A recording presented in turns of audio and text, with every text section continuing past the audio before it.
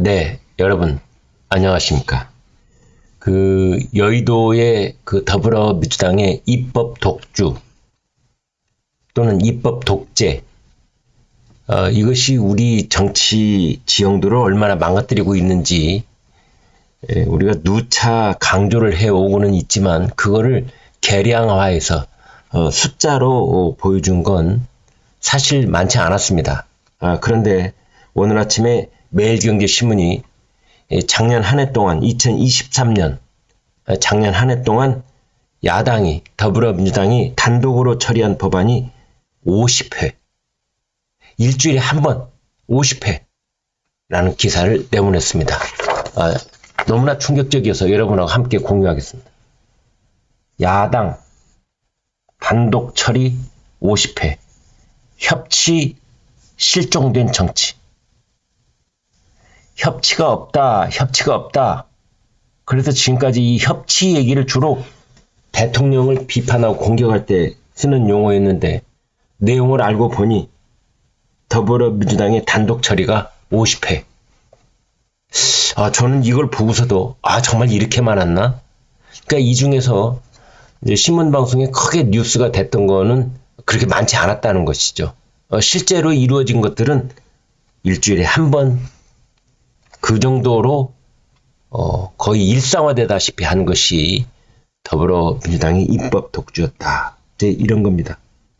많은 국민들은 정치가 국가 경쟁력을 갉아먹고 있다고 판단을 합니다. 실제로 세계 지식재산권 기구 WIPO가 발표하는 혁신지수에서 작년 한국의 순위는 10위였습니다. 그런데 기술 경쟁력 등을 높게 평가받고는 있지만 정치 환경이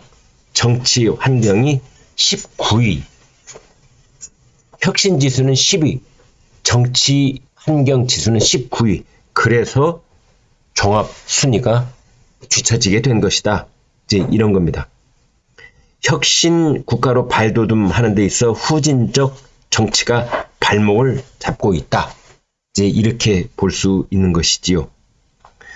작년에 다수당인 더불어민주당이 국회 법안, 결의안 처리 과정에서 여당인 국민의힘을 배제하고 단독으로 처리한 횟수를 조사한 결과 총 50회로 집계가 됐습니다.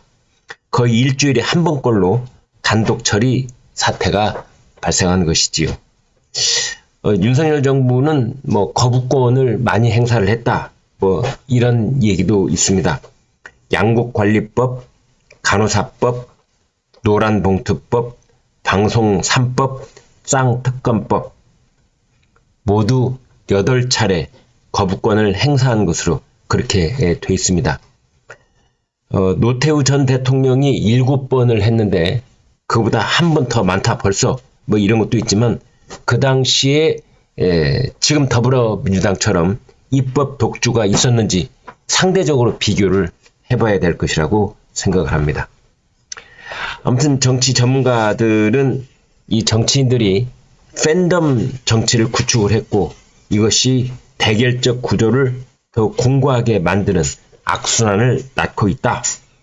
이렇게 보고 있습니다. 이 신문이 한국정치학회 회원 111명을 대상으로 설문조사를 해봤는데요. 가장 큰 문제점, 한국 정치의 가장 큰 문제점 물어봤더니 정치권의 정파적 대립, 협치 부족, 이것을 첫선 꼽았습니다. 53.2%. 그 다음에 해결해야 할 가장 시급한 과제, 이것은 강성 지지층에 기반을 둔 정치, 71.2%. 그 다음에 거대 양당 중심의 정치 구조, 이런 것들을 지적을 했습니다. 팬덤 정치, 가장 상징적으로 우리가 말해볼 수 있는 게 개딸 정치죠. 이른바 더불어민주당의 강성 지지층, 그것이 가장 큰 문제다. 이것은 국민의힘에서도 비판을 하지만 가장 절박하게 비판을 하고 있는 건 더불어민주당 내부의 목소리죠. 그 목소리가 받아들여지지 않자 드디어 이제 탈당을 하는 이탈 러시가 벌어지고 있는 것 아니겠습니까? 조하순 한국정치학회 회장 이런 말을 했습니다. 기성정치 엘리트들이 이 카르텔 정치가 정당의 양극화, 시민의 양극화, 나아가 유권자 감정의 양극화를 부추기고 있다. 이런 말을 했습니다. 아무튼 오늘날 우리 정치 지형도가 왜 이렇게 엉망이 됐는지 그것의 출발점은 강력한 팬덤 정치, 개딸로 상징되는 그것으로부터 말미암기 시작했고, 그리고 그 결과로 작년 한 해 더불어민주당 야당 입법 독주, 단독 강행 처리가 50회에 이른다는 말씀 드립니다. 네, 여러분 고맙습니다.